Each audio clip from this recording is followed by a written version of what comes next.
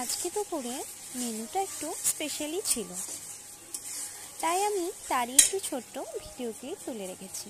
এখানে আমি চিকেনটাই রান্না করছিলাম। আর চিকেন আমি যখনই রান্না করি এভাবে দই মাখিয়ে ম্যারিনেট করে কিছুক্ষণ রেস্টে রেখে দিই। এতে চিকেনটা যেমনি খেতে টেস্টি হয়, খুব সুন্দরভাবে বয়েলও হয়।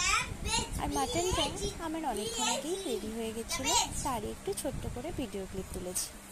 আর মাকে বলছিলাম, তোমার যখন ভাতটা রান্না করা হয়ে গেছে আমাকে একটু আলুটা গ্রেট করে দাও।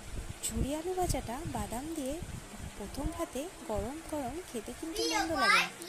আর এদিকে একজনকে দেখো পড়তে বসেছে, মামা বাড়ি এলে ওর নাকি পড়তে বসতে মনই করে না।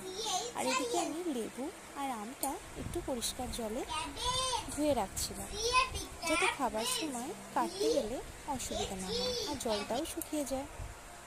আর যা গরম করেছি, ম্যারিনেট করার পর যতটুকু দই বেঁচে ছিল আমি ভাবলাম একটু দই লস্যি করবো, সে কারণেই গ্লাস দুটো রেডি করছিলাম।